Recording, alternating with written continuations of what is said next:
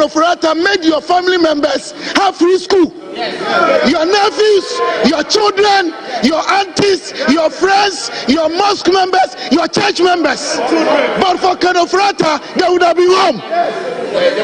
Let us stop these things against either NDC or MPP. Let us maintain our reputations as a house. Let us believe in one fact that we are one people with a common destiny as a country. All these things we must stop. That is what I mean. Yesterday's politics we should forget, because we are destroying each other, and we call ourselves honorable members. We all deserve that. But please, Mr. Speaker, what I'm trying to tell the House is that sometimes, because of politics, we say these things, we think we are joking, but those out there, they believe in what we say and they disrespect all of us. Let us protect each other. Let us keep the dignity of this house intact and portray to the people out there that yes, we have changed. Mr. Speaker, I am ending by telling each and everyone, especially my brothers and sisters from the other side, to repent. To repent. These behaviors must be stopped. We don't do that to ourselves. Look at the leader, we are all respectable members, but because of politics, I should call you thief, you are this, you are that, and when you go out there, you want people to respect us. I think this, after this fufu and pepper soup, we are all respectable members, but because of politics, I should call you thief, you are this, you are that, and when you go out there, you want people to respect us. I think this should be the last time for all of us. Let us show love and constructive discussions. Constructive conflict. Conflict C type, not A type. All members conclude. Mr. Speaker, in conclusion, I would like to re-emphasize the point that thank you very much.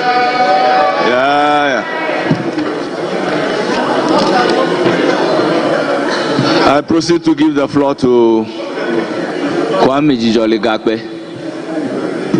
you, Mr. Speaker, for giving me the opportunity.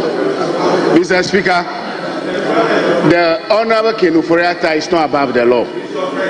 He is not above the law. And then when the special prosecutor, they read the statement today, he is talking about the cathedral. They mentioned cathedral issue. They mention SML issues. Those are the issues the special prosecutor is investigating. When they call upon Honorable Ofori-Atta to avail himself to the authorities to do the needful, he sent lawyers, and the lawyers they want to represent him. Where is Ofori-Atta? He's outside this country. We call upon our former finance minister to do the needful and come back to Ghana and do the needful. This is about public money. It's not personal money. He's not above the law. The security agencies went to the house lawfully. What we should be looking at is that we should inquire as a house whether they have search warrant to go to Honorable Ofori-Atta's home. What we should be looking at is that we should inquire as a house whether they have search warrant to go to Honorable Ofori-Atta's home. It's not about wearing white dresses. So nobody is above the law. When you hold public office, you need to be what? Accountable. The day of accountability have arrived. We were in this country. John Jinapo's home was raided. Former Attorney General's home was raided by the military people. Members were invaded in this chamber. At that time, we don't have the locus to say and condemn it. Today we have the moral temerity, the audacity to say that it is wrong. You have the moral ground to talk. You didn't know the day of reckoning will come today. Here we are. Now here, karma. This is what we call karma. Karma is real. Those days where even members of parliament are being chased. They can prevented. They can't even do the dutiful duties. Here we are. So all that I want to say is that Ofori-Atta is not above the law. He should submit himself. He should stop running away. He's out of the country. Please, please, please call upon him to come back to the country. He shouldn't run behind excuse of medical condition and he will not come. He is fit for purpose, and then we are waiting cautiously, we are waiting patiently for Honorable Ken Ofori-Atta to arrive in this country to submit himself to the authority for the needful to do. Why? What are you running away from? What are you running away from? Cathedral, 58 million Ghana cedis was sunk. Dollars, $28 million. $58 million. Which can build Kosimiti, can build a lot of roads. It can build Kosimiti. Is it not true? OPK, is it not true? It can build hospitals. It can build markets. He can do a lot of roads. The agenda 111 buildings would have finished. Honorable conclude. And what are we talking about? Honorable conclude. What the SML? Is it not true? Is it not true? Yes. The biggest hole ever Ghana have actually constructed. So nobody is chasing former minister for him. He is supposed to submit himself. And he is not above the law. Mr. Speaker, on this juncture, he swore an oath to protect the public purse. And now the day of accountability is here. So he should just commit himself. Thank you very much for giving me an opportunity. Now, leadership of the House.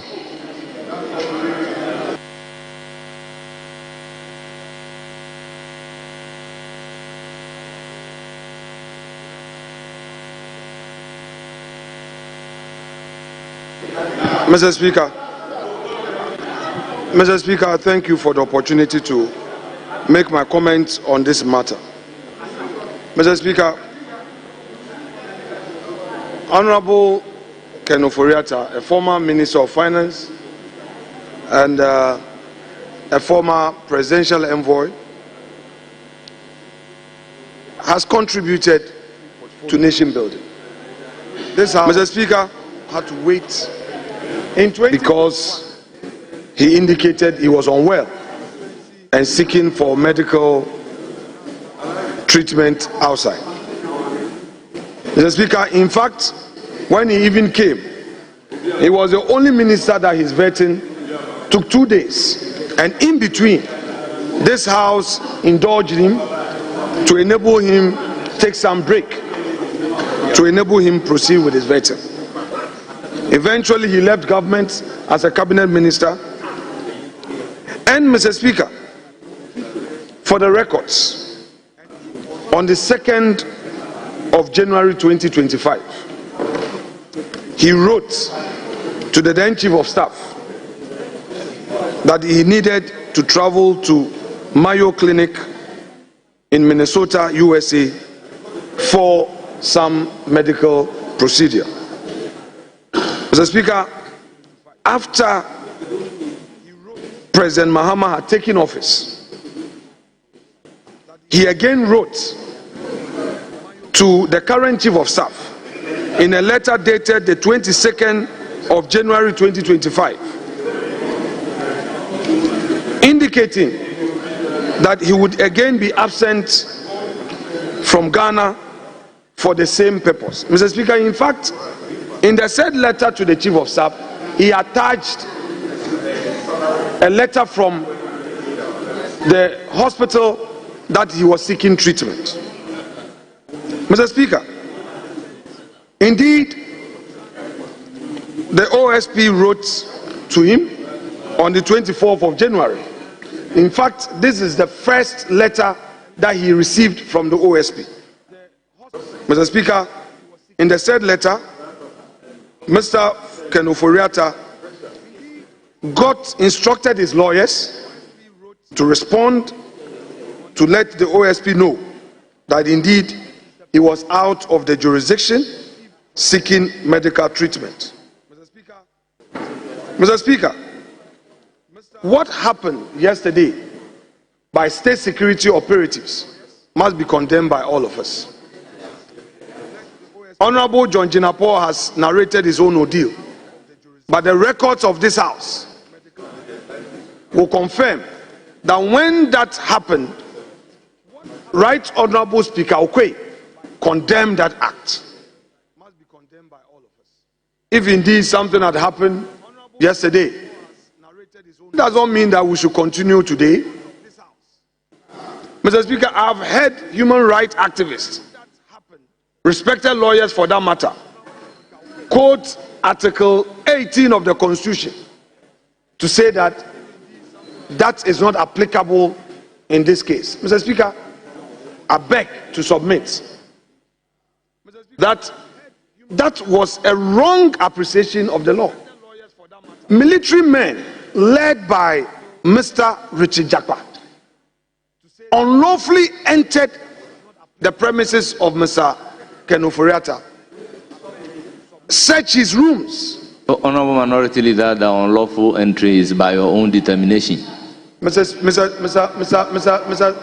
Speaker, you know that by virtue of where we sit, we are able to do some background check before we come here. I wouldn't want to mention names, but Mr. Speaker, when inquiry was made, Mr. Speaker, when inquiry was made, it was our democracy is still young.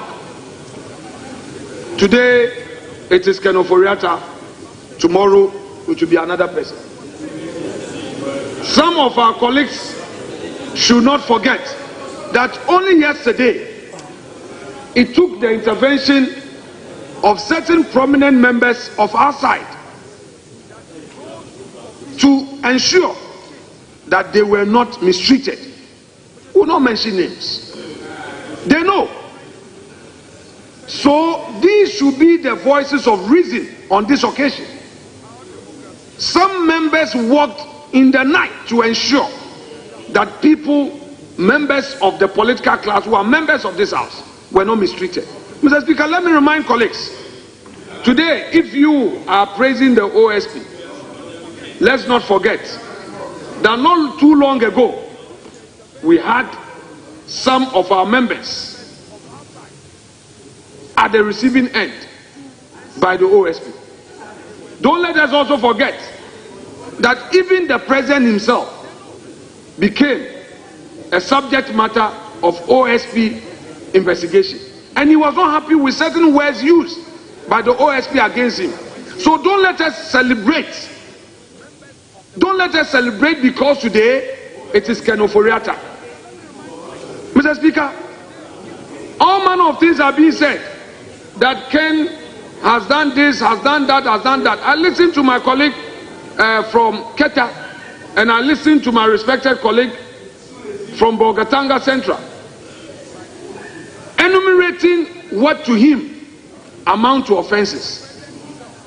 And they also argued again that the man has not been tried, therefore there cannot be any human rights abuse. Mr. Speaker, if you invade somebody's home and raid his home, Article 18 of the Constitution protect that person, except when you are doing so lawfully. On this occasion, there was no such law. There was no such law supporting their actions. So they shouldn't be here happy with it.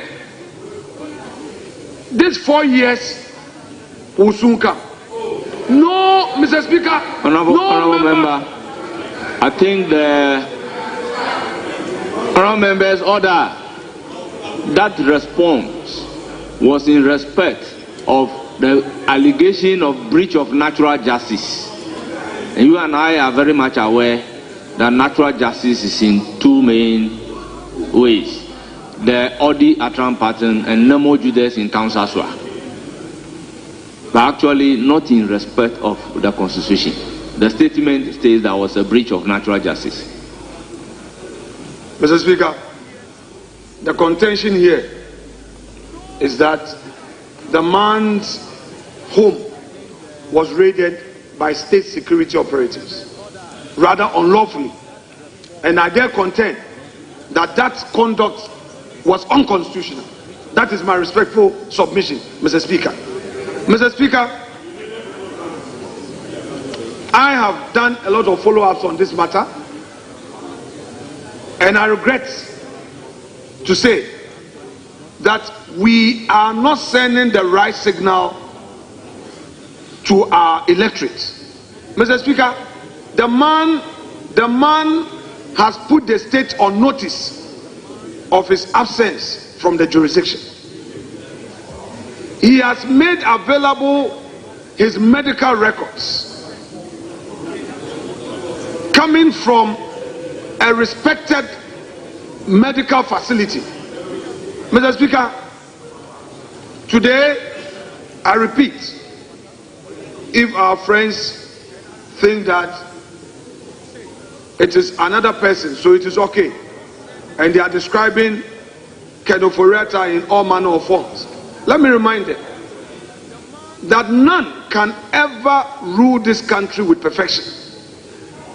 The man, Mr. Speaker, at the risk of being repetitive, Honorable Stephen Onua was clear in his language of submission that indeed the successful implementation of the free SHS was led by Ofori-Atta as a finance minister. He made sure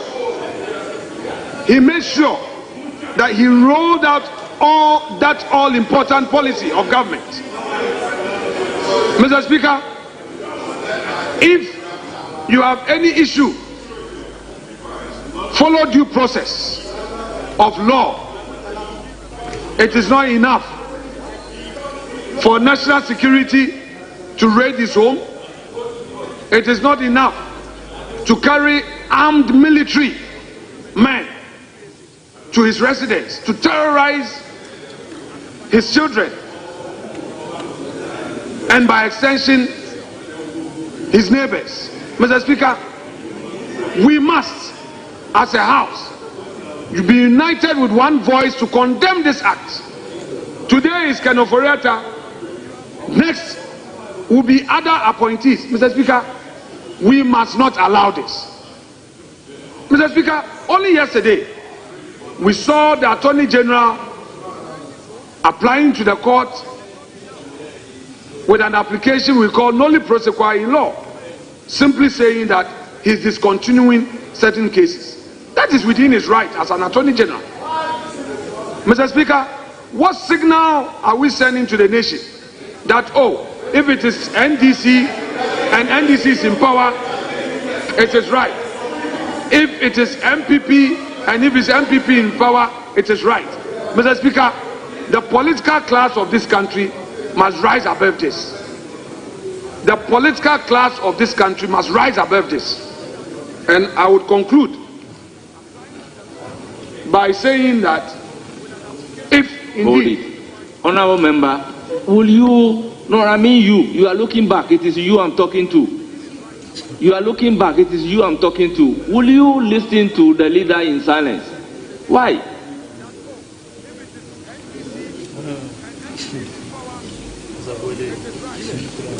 Leader, continue. Mr. Speaker, Honorable Member for Keta talked about karma. And I agree with him. I've been reading a lot about karma.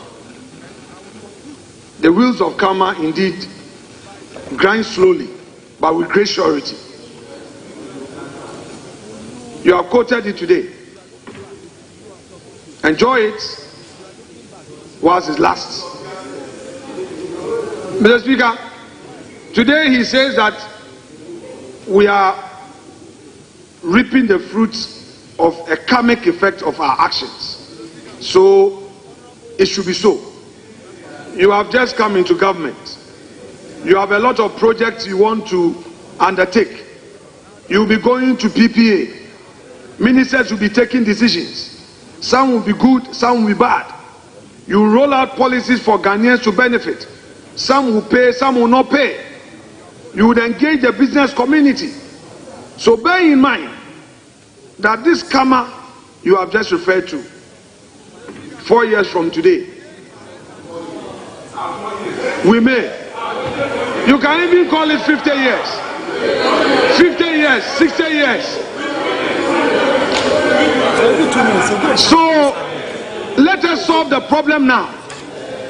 Let us encourage state security agencies with a mandate to investigate and prosecute to follow the law. Let's encourage them to follow the law. Honorable Nitiwu, in his submission, was being very emotional because just a week ago, he had to invite the leaders to intervene. Some, and the clerk, some people calling themselves state security operatives chased him, his car, a former defense minister. And when they saw the car papers, they now realized that whatever the information they had was wrong. A colonel had to come, and when he questioned them that who sent you, they could not mention. So when we give certain wrong signals, some of those people at the lowest level take advantage to harass people, and even senior members who give order, when they realize that it is wrong, they are unable to even own up. Honorable Nitiwu, a former defense minister, suffered this just a week ago. It took the intervention of leadership and the clerk to parliament to sanitize the situation. Is that what we want? Is that what we want? Mr. Lord Comey, his house was raided. They searched his house, took away all his cars, and after 3 days, they said, we are sorry. They brought the cars back. Is that how we want to govern the country? Mr. Speaker, I shall conclude by urging my colleagues to support this call in bringing sanity in the country, so that nobody will take advantage to unleash any violence on anybody. I rest my case. Thank you. Yes, majority leadership.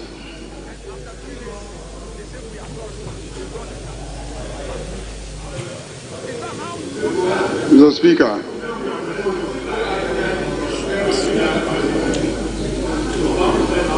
before the statement was made, I had cautioned that this is a statement that definitely will generate commentary that will provoke debate in clear violation of our standing orders. And I caution that it is a statement that will attract comments that will go to perhaps damage the reputation of somebody who is not in this chamber. I cautioned. But my friends on the other side insisted and made a statement.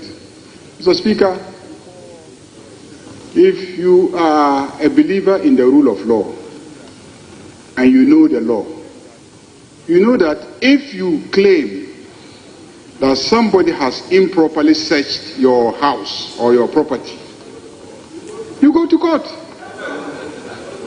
You go to court for the courts to declare that your property rights have been violated, that your dignity has been violated, and the courts are there to provide you that service of taking a decision as to whether or not indeed your rights have been violated.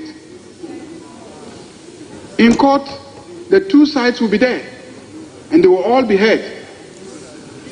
But if you choose to use a political platform like this one, Parliament, to raise matters that, properly speaking, are the business of courts, you will receive political responses. And that is what I see happening here. Mr. Speaker, as for me, what I hear being said here is that there is a certain class called the political class, and that political class must take care of each other. And what I hear being said in this chamber is that taking care of each other means that we should not hold each other accountable. Mr. Speaker, I have always contended that it will be the most dangerous thing that will happen to the democracy of this country if a certain group called the political class are allowed to conspire to protect each other. Because what will happen, Mr. Speaker,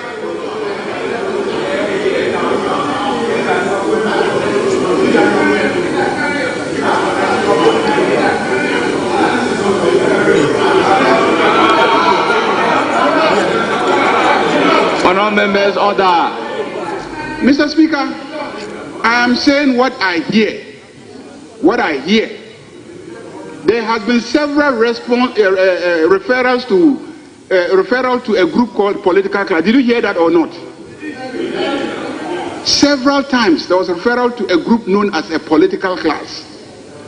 And several times a call on members of the political class not to do this to each other. And what do we mean by let's not do this to each other? Let's not, when there is a change in government, try to hold each other accountable this way or that way. I take a position that indeed the reason why the voters go and vote for one political party as against the other is so that they will come and hold each other accountable. The day that we stop holding each other accountable, that will be the day the electorate will lose confidence in this democracy. And when they lose confidence in this democracy, that is the end of democracy in Ghana. So we must hold each other accountable. When we vote for a new party and the party come, they owe a duty to those who voted them to hold those who have been taken out accountable. As for how they do it, it should be a matter of following due process and the law. Let's talk about nolli prosequi. I heard somebody mention nolli prosequi. And withdrawal of prosecutions. Mr. Speaker, if the state of Ghana, if the Republic of Ghana prosecutes a citizen for 8 years and is unable to convict that citizen, then there's a problem. There is a problem. How can the state mount a prosecution for 8 good years with all the resources at the disposal of the state and yet not be able to convict that citizen? Or at least get a ruling on that citizen. Either you are guilty or you are not guilty. So when you are unable and you try somebody for 8 good years, and you cannot secure a conviction, then clearly there's something wrong with the case. And so if another Attorney General comes and is convinced that you don't even have a basis for the prosecution and enters a nolli prosequi, that is not a case of clearing people. You had 8 good years to secure a conviction, and 8 years you failed. Clearly there's something wrong, and that is what has manifested itself in a nolli prosequi. Mr. Speaker, let me say that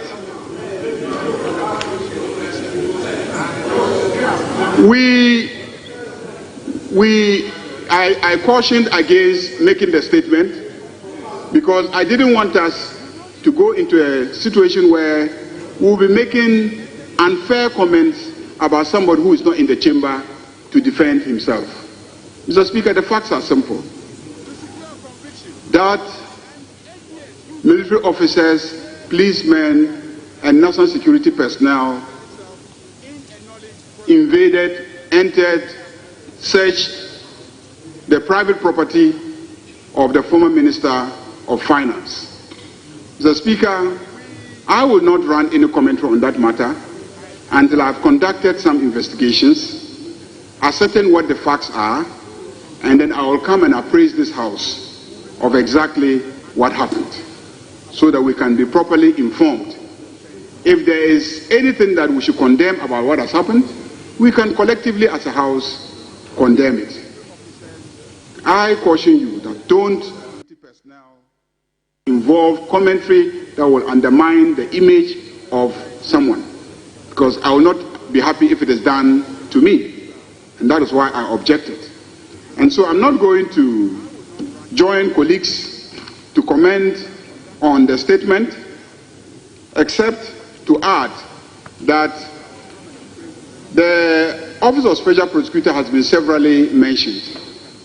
This was an office that was established to investigate and prosecute alleged cases of corruption and abuse of office by public officers. They have indicated that in this instance, they are investigating the former finance minister for two stated matters that they are investigating, which is matters relating to SML.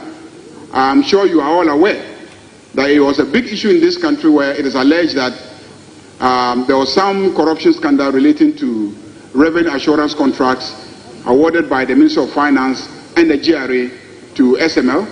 And then secondly, there's this big issue of the National Cathedral, which we all know the story of, that some monies were paid for work that is supposed to have been done there, and it is alleged that the work has not been done. So the Special Prosecutor is seized with the matter, is investigating the matter, and wants the former finance minister to appear before them for some investigation. They indicate that there are two other matters they are investigating, but they haven't indicated exactly what those two other matters are.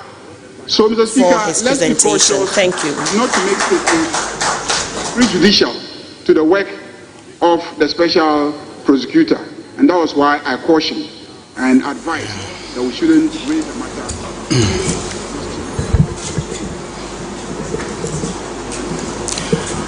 Good evening, ladies and gentlemen of the media and my fellow citizens.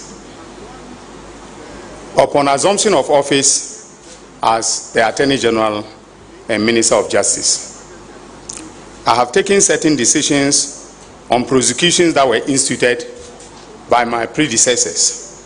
That is the Honorable Gloria Akufu and the Honorable Godfrey Yeboah Dame. Specifically, I decided to drop the criminal charges laid against certain government officials who served in the NDC government that left office in January 2017. My fellow citizens, I did so mindful of the fact that I am serving in a government that came to power on the back of promises of exacting accountability from everyone who has served or is serving in public office. I am here today to account to my fellow citizens for the decision that I have taken so far. As your Attorney General, I am keenly aware of the fact that the prosecutorial authority vested in me under Article 88 of the Constitution is discretionary in nature and is subject to the constitutional requirements set out in Article 296 of the Constitution. The import of these constitutional requirements is that in the exercise of my prosecutorial authority, I must not only act reasonably and fairly, but I must comply with all the requirements imposed upon me by law. I must also be candid with those whose life and liberty depend on my decisions. In addition, the Constitution requires that my decision to prosecute should not be capricious, biased, whether in resentment, prejudice, or personal dislike. Before taking any of the decisions I am about to explain, I consulted widely. One, I had several briefings from the Director of Public Prosecutions, that is the DPP, on each of the cases. Where I disagreed with her, I made my disagreement known to her with reasons. Two, I spoke to the defense lawyers in each of the cases, and again, where there were disagreements, as for instance in the banking cleanup cases, which I shall deal with shortly, I made my views known to the lawyers. Three, I spoke to some of the investigators involved in the cases at hand to get a sense of what they found during the investigation of the cases. And finally, I met with and discussed the banking sector cases with at least one of the receivers involved in those cases. I have scheduled a meeting with the second receiver, which is yet to take place. Ladies and gentlemen of the media, my fellow countrymen and women, the traditional view within the legal profession has always been that the Attorney General owes nobody an explanation for his decision to enter a nolle prosequi, which is Latin for there shall be no prosecution, or terminate a prosecution. But that view does not comport with the architecture of our Constitution, and I absolutely disagree with it. As ably articulated by Poorman JSC in his concurring opinion in Gregory Afoko versus Attorney General, which is suit number J1/8/2019, Supreme Court dated 19 June 2019 at page 20, and I quote, "The decisions to prosecute and to terminate prosecution of suspected offenders is a matter of immense public interest. Furthermore, it affects the rights of the suspected offenders who may be compelled to suffer the indignation of prosecution when there is absolutely no point in mounting prosecution on the facts of the case. It is because of these considerations that the modern trend in democracies is for prosecutorial authorities to be open about the factors on which they take the decisions to initiate or terminate prosecutions." End of quote. Therefore, my decision to be open and transparent. For about 2 years, the OSP point that up to now the OSP they enjoy the services of soldiers and police to guide them on the advice of state security. Mr. Speaker, Majority Leader, continue. the simple point I want to make is that all regimes at all times have used the military together with the police in certain operations. You agree that that is the case? So today, if you see the military and the police working together, you cannot suddenly create an impression that something that is unacceptable has happened. Because we have used them together. Indeed, Mr. Speaker, night security, just night security. When we should be deploying the police, we often deploy them with the soldiers. With the soldiers. So let's not make it look like for the first time something that has never been heard of is happening in this country simply because a joint military and police team have visited the residence of the former finance minister.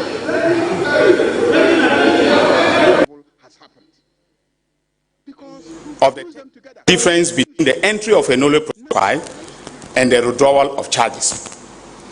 The power to enter a nolle prosequi is contained in Section 54 of the Criminal and Other Offences Procedure Act 1960.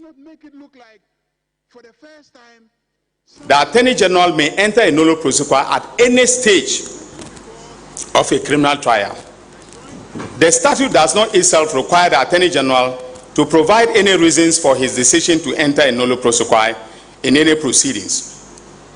However, as I have made clear above, the constitutional principles in Article 296 impose an obligation on the Attorney General to be candid in the exercise of his discretionary power, and I cannot fathom how one can be candid without explaining one's actions.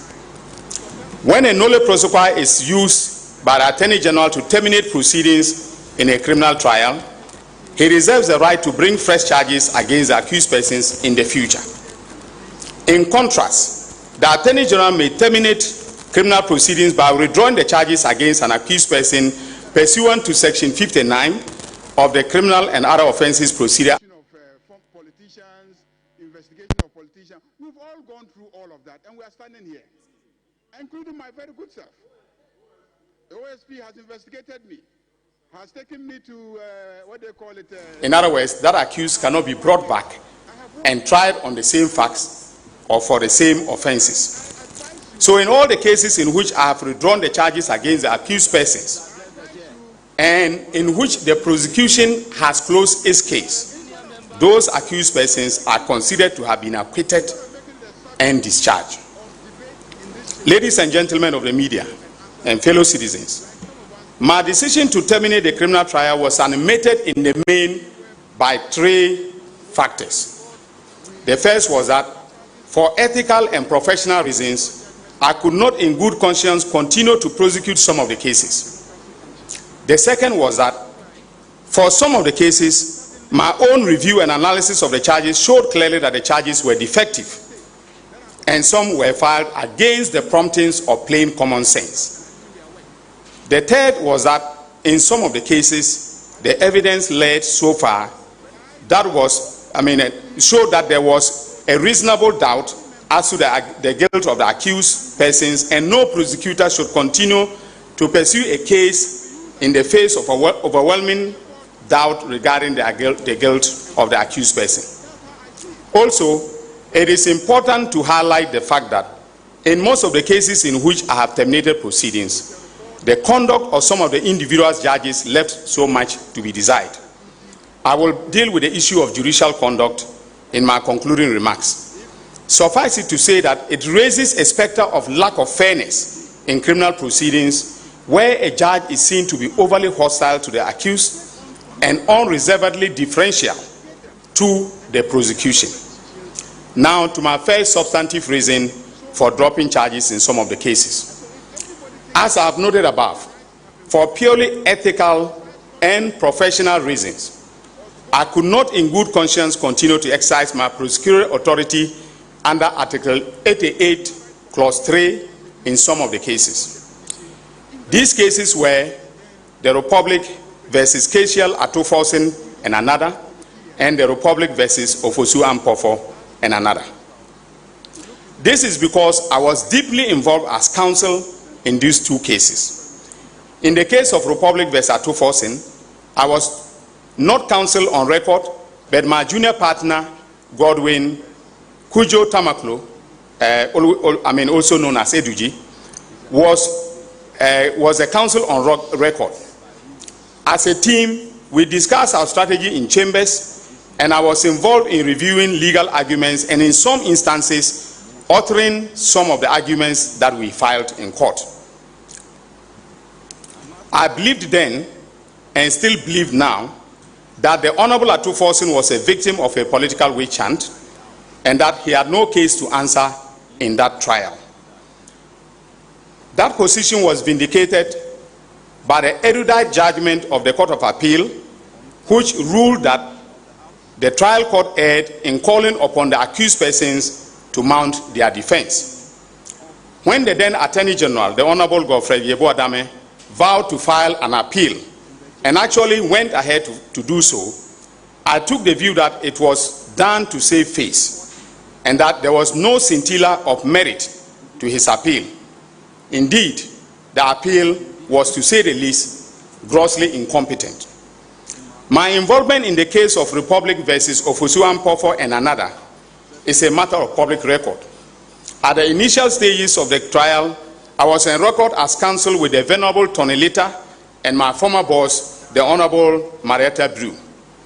It was our position as a team that the charges against the Honorable Ofosu-Ampofo were trumped-up charges and motivated purely by politics.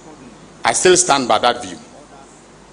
Ethically, a prosecutor should and must have the courage of his convictions and must remain fearless to stand by those convictions even in the face of a severe storm of public criticism. Strident criticism should not be the reason why a self-respecting prosecutor must abandon his professional convictions in favor of political praise. So I am owning up, fellow citizens, to stand by the professional decision I took that in my current position as Attorney General and Minister of Justice, and for that matter the prosecutor in those cases, I was not going to suddenly recant my professional position and continue to prosecute the accused persons in those two cases.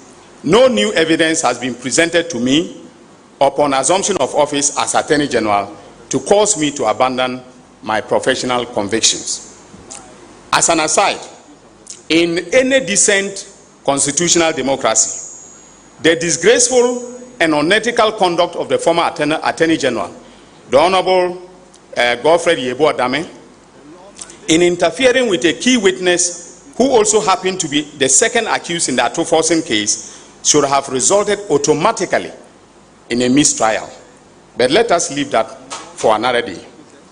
Ladies and gentlemen of the media, the second reason why I dropped the charges in some of the cases, as I stated above, is that the charges were defective and upon careful scrutiny were filed against the promptings of plain common sense. In the case of Republic versus Collins Dauda and others, for instance, the first accused was charged with misapplying public funds to the tune of 200 million United States of American dollars. In laying the charges, the prosecution failed and or neglected to take account of the basic fact that it was part of that 200 million US dollars that was used to construct the houses at Sagleme. In other words, the value of that built environment is, in my considered opinion, a key determinant of how much of the total sum was allegedly misapplied by the Honorable Collins Dauda. Discounting the value of the built environment renders those charges, in my considered opinion, defective. The prosecution in this case also failed and or neglected to take account of payments that were made by other ministers who took office after the Honorable Collins Dauda. For instance, the Honorable Atta, as Minister of Works and Housing, approved a payment to the tune of 5 million United States of American dollars in 2017. That ought to have been considered in determining the value of state funds that the Honorable Collins Dauda had misapplied. But that wasn't done. And note, ladies and gentlemen of the media, that the Honorable Atta was never charged, even though the Honorable Collins Dauda was charged subsequent to the actions of the Honorable Atta. So I leave that to your own considered judgment as to why that happened. Now, in criminal law, an accused is entitled to know with precision the crime that he has committed and the burden that he must discharge in order to prove his innocence. This is basic criminal jurisprudence, and the charges in this case, and the other in terms of the cases affecting the other accused persons, fail to meet the standard of precision required to put an accused person on notice of his criminal liability. Ladies and gentlemen, the third reason why I dropped the charges in some of the cases was that the evidence adduced so far fell significantly short of what was required to convict the accused persons. And yet the state pressed on with the prosecutions. I consider that to be a total waste of state resources. As noted by Puamang JSC in Afoko and Attorney General, that is the case that I cited earlier, the prosecution may enter a nolle prosequi in situations where, upon review of the proceedings, the Attorney General detects fatal flaws in the case which may lead to the acquittal of an accused person. In other words, a nolle prosequi may be entered to avoid possible verdict against the prosecution.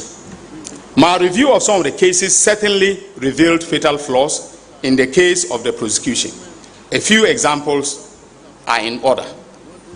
In two of the banking trials still ongoing, I took the decision to withdraw the charges against Mr. Johnson Pundit Asiama for a simple reason that in the course of my review of the cases, my attention was drawn to an internal memo prepared by the prosecution division of our department for the attention of the former Attorney General, the Honorable Godfred Yeboah-Dame, which recommended that the charges against him be dropped. This is very significant.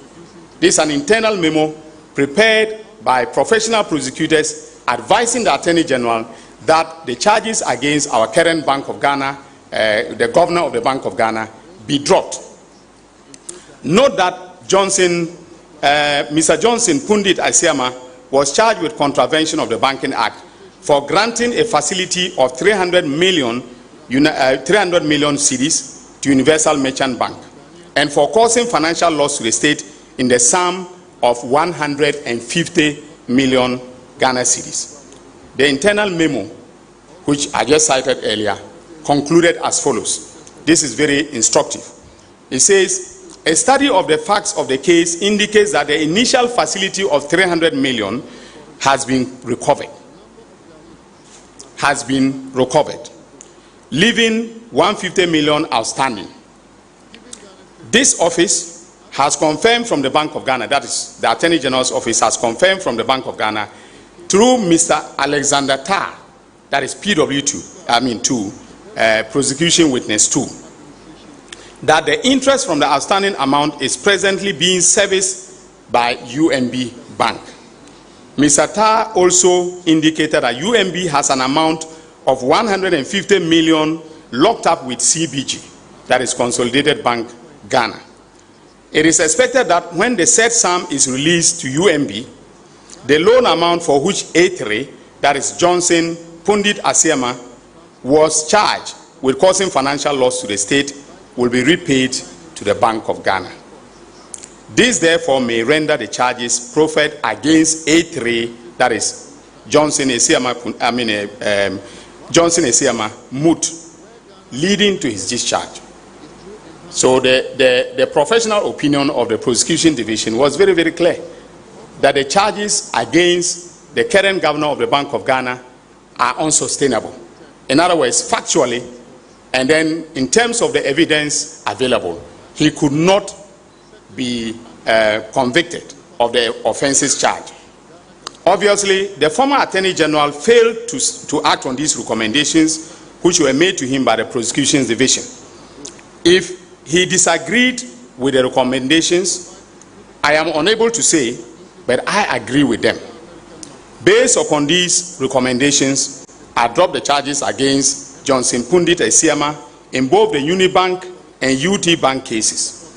In coming to this decision, I am fortified by the rule contained in Rule 40, Sub-Rule 2, Clause A of the Legal Profession, Professional Conduct and Etiquette Rules 2020, that is LI 2423, which provides that in a criminal case, a prosecutor shall refrain from prosecuting a charge that the prosecutor knows is not supported by the facts. But note that I have not yet dropped the charges against the remaining accused persons because I am currently in discussions with the receivers in order to understand the financial implications of any decision I may take in the future.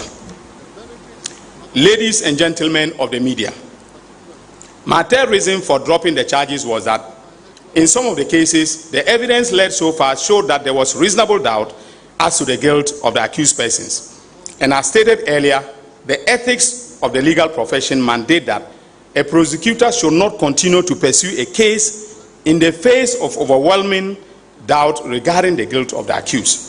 In other words, where a charge is not supported by the facts and evidence, a prosecutor is ethically enjoined to drop the charges.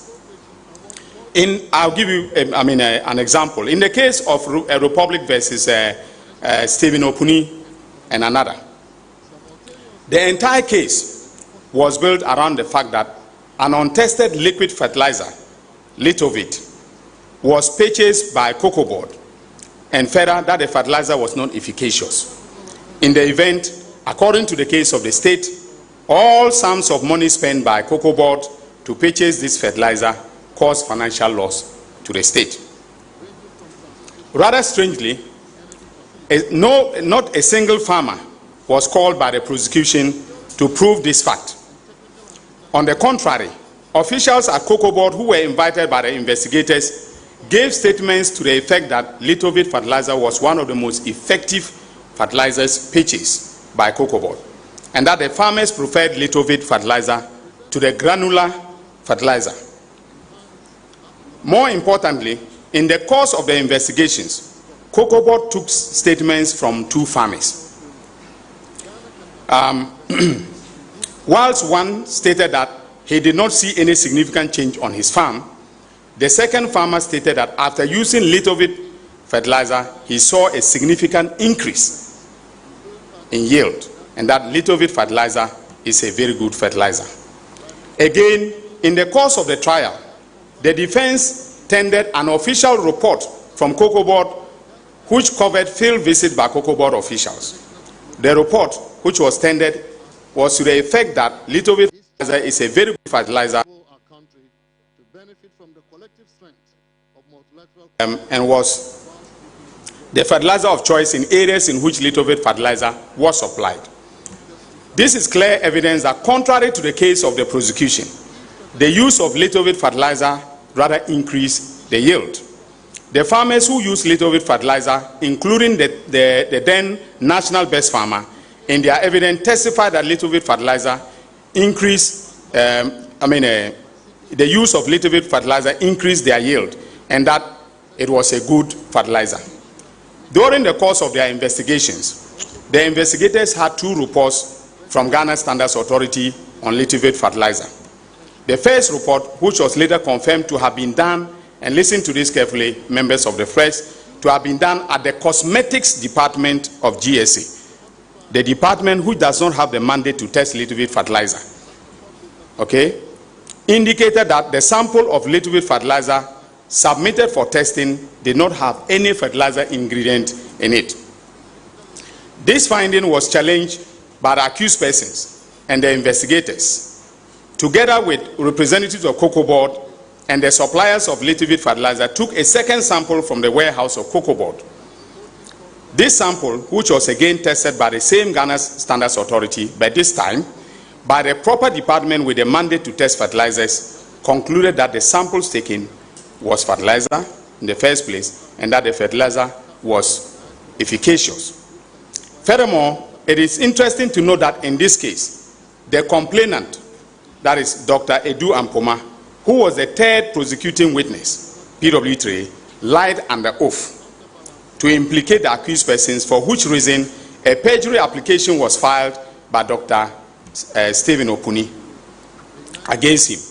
The then trial judge, Justice Hoyenuga, for reasons which are totally unacceptable, did not hear the application, but rather stated that hearing the application will prejudice the hearing of the main case. He therefore adjourned the application until the conclusion of the case.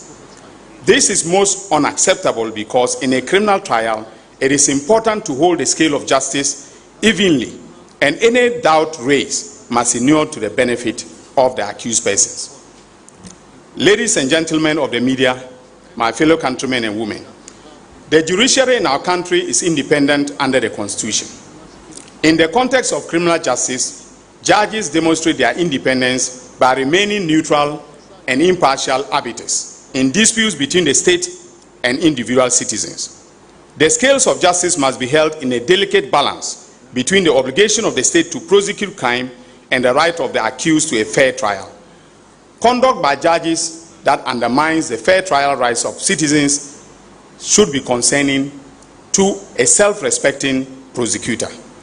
Without meaning to impugn the integrity of any of the judges who were involved in the cases in respect of which I have either entered a nolo prosequi or withdrawn the charges, I am deeply concerned not only about the conduct of some of the judges, but also concerned about the fact that the executive branch took certain actions that could be reasonably interpreted as inducements to convict the accused persons. An ethical prosecutor must endeavor to protect the innocent and convict the guilty, and one cannot do so if the judiciary is not impartial. When Justice Hoyenuga handedly expunged otherwise exculpatory evidence from the record in the Opuni case, and then proceeded to rule that the accused had a case to answer in his ruling on submission of no case, he was far from portraying a semblance of neutrality. Indeed, he directly undermined the fair trial rights of the accused persons. Again, when in accordance with law and practice, Justice Anoche Jima decided that he was going to hold a de novo trial, that is a new trial, in the same Opuni case after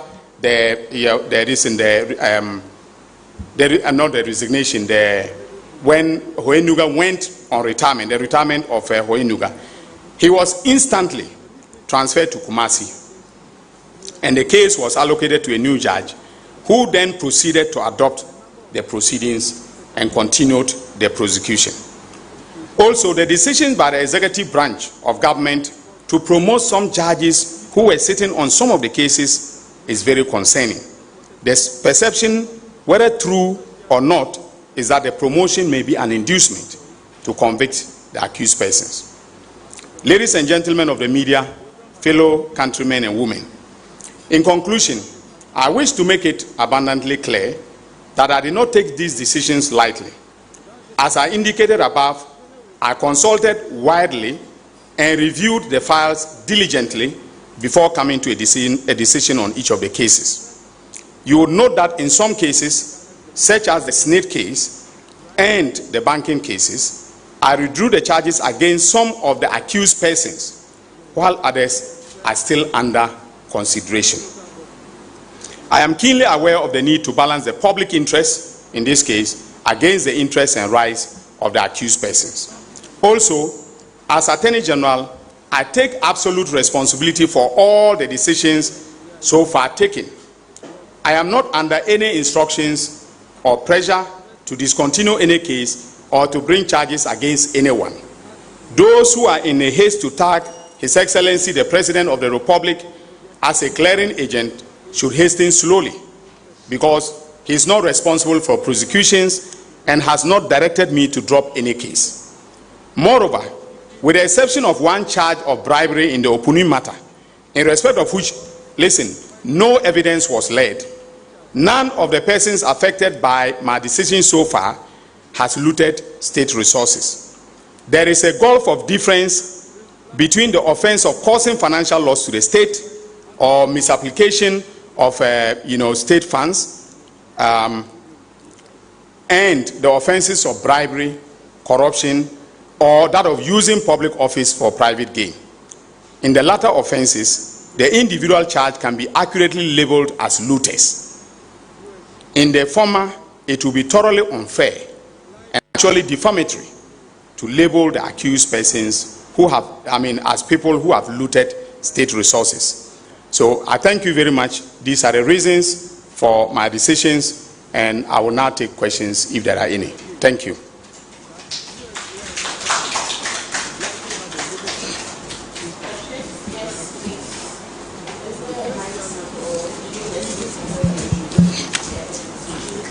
We're still live on TV3. We've been bringing you live coverage of the press conference by the Attorney General, who has just finished speaking to the media primarily to give reasons why, upon resumption of office, he filed a number of nolli prosequis on cases that have been pending in the courts. One of it being the fact that he thought a number of them did not have the requisite evidence. So let's go back and listen to the questions being asked.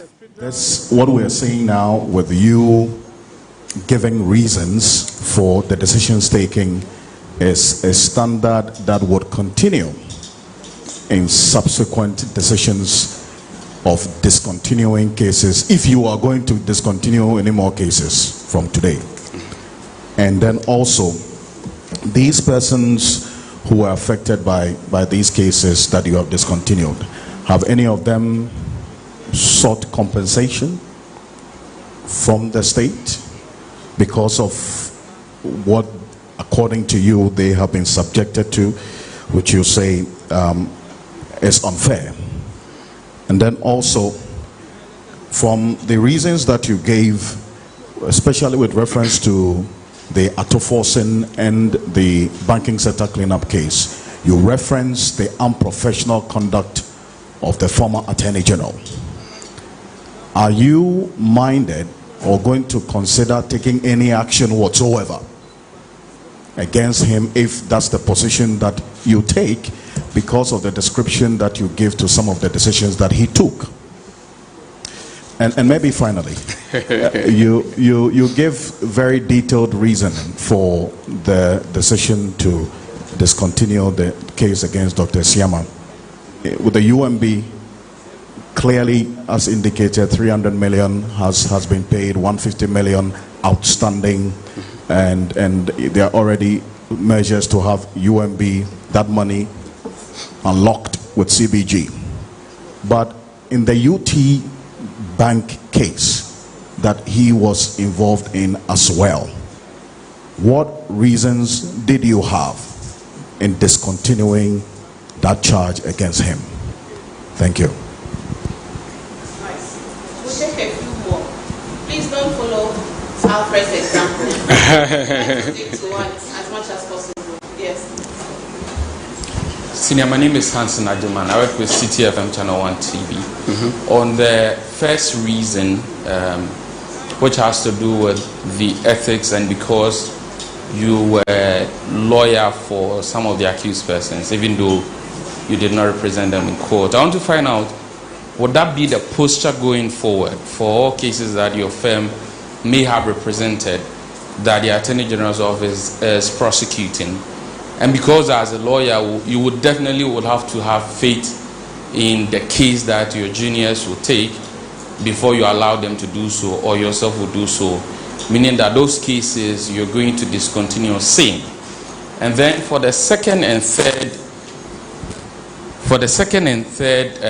reasons, for some of the cases, people think that there are genuine reasons why the state should go against some people. For instance, for the Saglemi housing case, apart from the fact that the facts as the Attorney General's department made known that the houses were less than the number that was initially contracted for, and more money has actually been expended than what was agreed, the house or the housing project itself has stalled, and Ghanaians will want somebody to take the fall for that.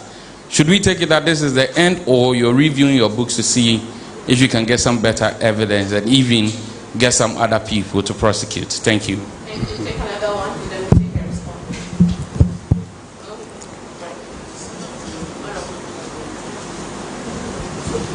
There's no hand raised.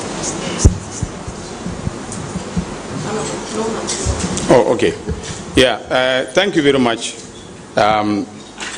Alfred, for that battery of questions. Yes, as I made clear in the statement that I read to you, I think that every Attorney General has a constitutional obligation to make clear his or her decisions when it comes to dropping charges, whether you are entering a nolle prosequi or you are actually withdrawing the charges. That is because I think that an Attorney General is not above the Constitution, and an Attorney General is subject to the requirements of Article 296. Now, for those of you who are interested, Article 296 is on the exercise of discretionary power. All right? And the power to prosecute is discretionary in nature. Okay? You have to make a decision to file the charges. You have to make a decision regarding the witnesses that you want to call. You have to make a decision, regarding whether or not to drop charges, as I've just done, and so on. So it's discretionary in nature, and it's subject to the provisions of Article 296, which says that the exercise of discretionary power cannot be arbitrary. All right, and then the exerciser of the power must be fair and candid. Right now, I don't know how anybody can be candid without explaining themselves. Okay, so for me, I think that this is a practice that has to continue. I may not in future be calling a press conference of this nature, but at least I may issue a press release, basically outlining the reasons why I have taken, I've taken a decision in respect of prosecution or the other. Then your second question relating to compensation. I have not cited any formal request for compensation. as Attorney General, I'm not going to encourage it, and that if any request for compensation come, take it from me, I will fight it. Okay, take it from me, I'm going to fight it. Okay, so I'm not serving a warning to them not to bring requests for compensation, but if they do, I will fight it. Okay, now your third question said something about unprofessional conduct. I think I've yes. I mean the former Attorney General. I think I want to reserve my views on that one, and to say that when we come to the bridge, we will cross it. So I'm reserving my comments on that one. Now, if you notice from the internal memo that I was referring to, there were two segments. One, the 300 million was in relation to Unibank. The 150 was actually in relation to UT. All right, and the memo covered both, and that is how come that I was comfortable dropping the charges, in both, because I mean I took the view which was shared by the professional prosecutors that a charge of causing financial loss to the state will not be sustainable. The reason is simple. The charge of causing financial loss to the state is a legal concept, but it is drawn from accounting. All right. Now, if you say that financial loss has been caused, it means that through either the intentional or reckless or negligent actions of a public officer, all right, the state has incurred a loss that is irrecoverable.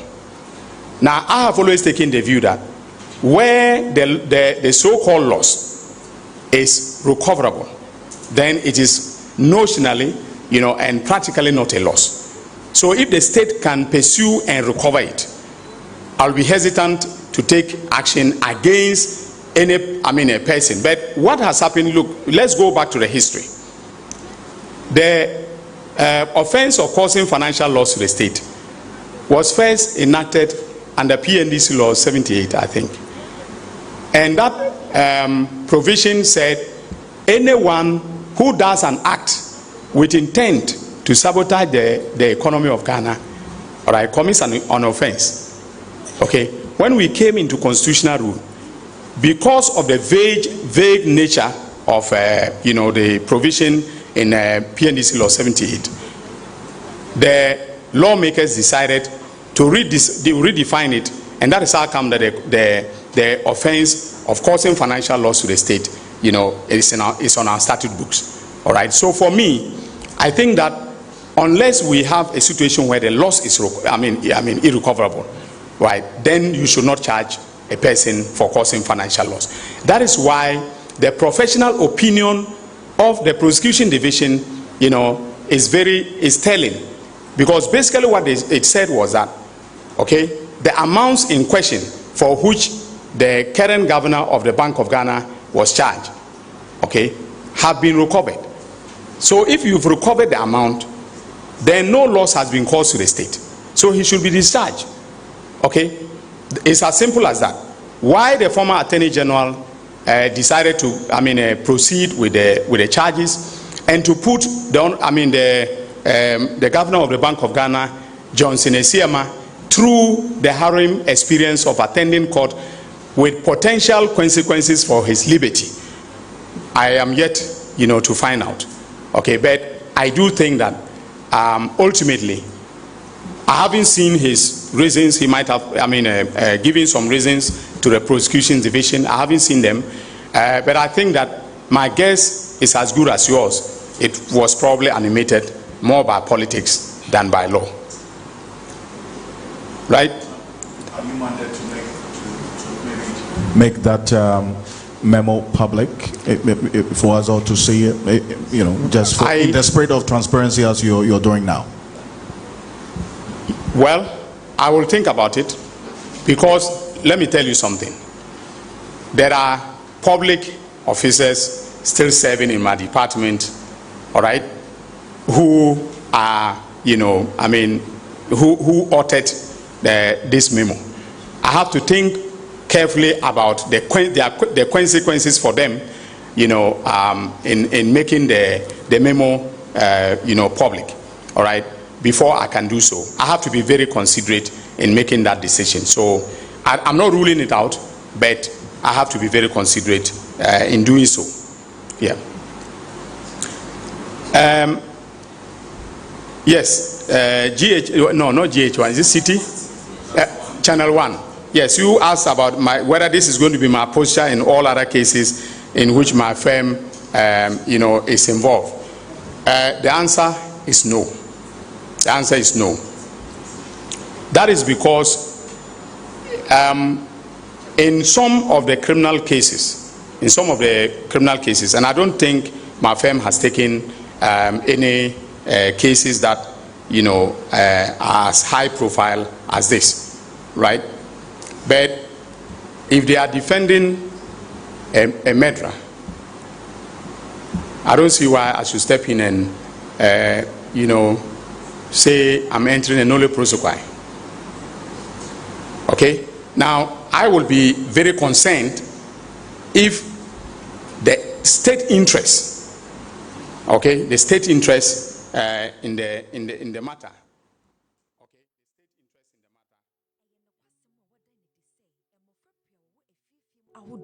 Edekom eda anachubiara enam se busumi we busumi ya yedicho odontino yasan aka ye ho abom eba be chodo ama wona woni ho kwan awo ye mantemu onua brafo ye na eti ye nsafe obi biara se onfo odo emebe odomu emaka ye ho sene emfi bibra besi atwemu no maye ama na ye fe ye de serie ehye wona woni bi afono mu ma ye pese mofra dodo na ehu se ye ntu omagyeegyemu enuti ye hwe enyankafo be se 500 ewo mofra place orphanage I would Jowolo on the 1st March 2025. And nam send your word of fonsem and or demanti.